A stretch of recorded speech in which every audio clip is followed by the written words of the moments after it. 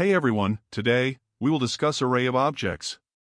An array of objects is a collection of elements where each element is an object. The entire collection is encapsulated within square brackets, with individual objects separated by commas. Let's look at some examples to understand this better. First, we need a list of objects, so we'll make an array called students. We know that when creating an array, we enclose the items within square brackets.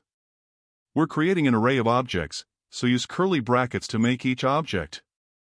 I would like to make 4 objects, so we need 4 pairs of curly brackets. To keep it neat, let's put these brackets on the next line.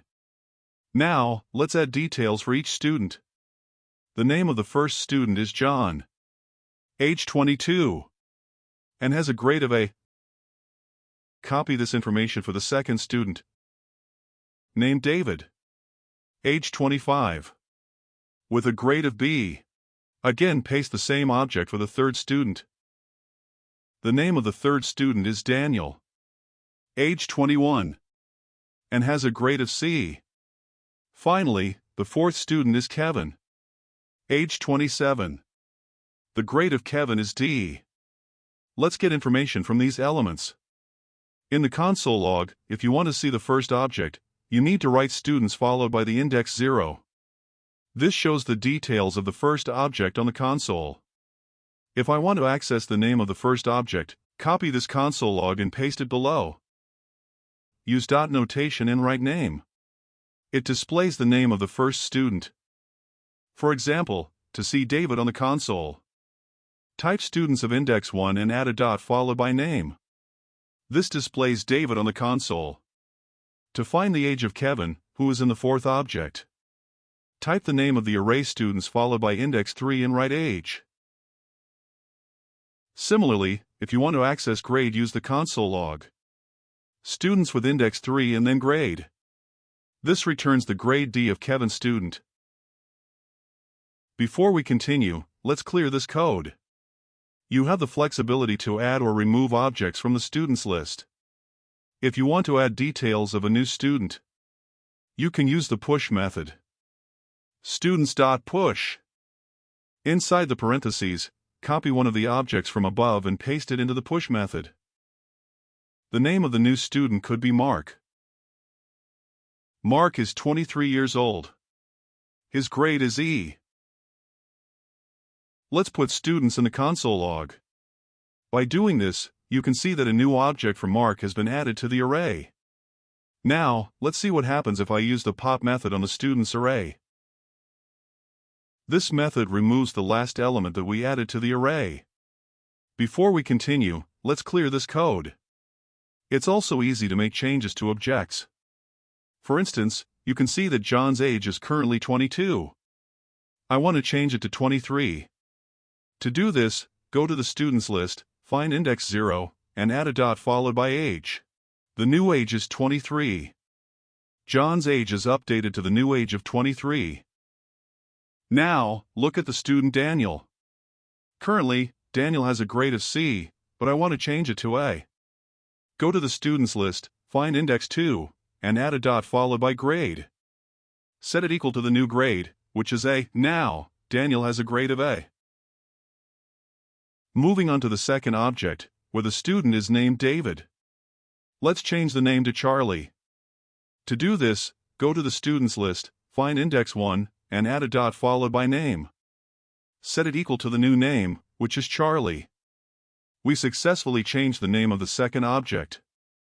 Before we continue, let's remove the existing code. Now, let's talk about something interesting. I'm using a for each loop on the students. It looks like this, students.forEach.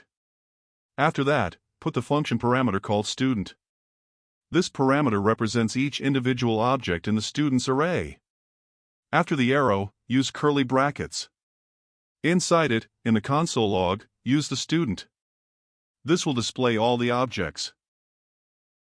If I write student.name, it should display the names of all the objects. Similarly, to access the grades of all students, you can write grade instead of the name. Let's clear out the existing code.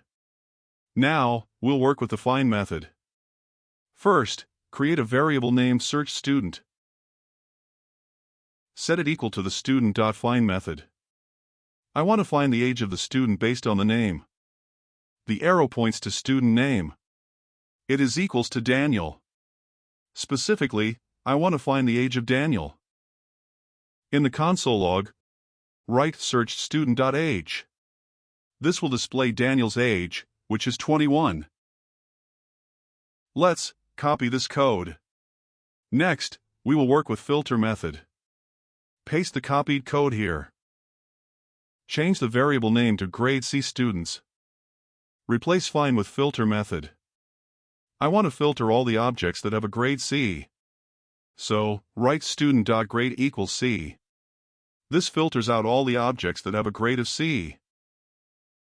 In the console log, insert the variable grade C students. This will show Daniel's student information because his grade is C. Now, I want to show all the students whose age is less than 25. Copy this line and paste it here. Comment out this console. Rename the variable to age less than. Instead of checking for the grade, check for the age by writing student.age. Set the condition. Less than 25.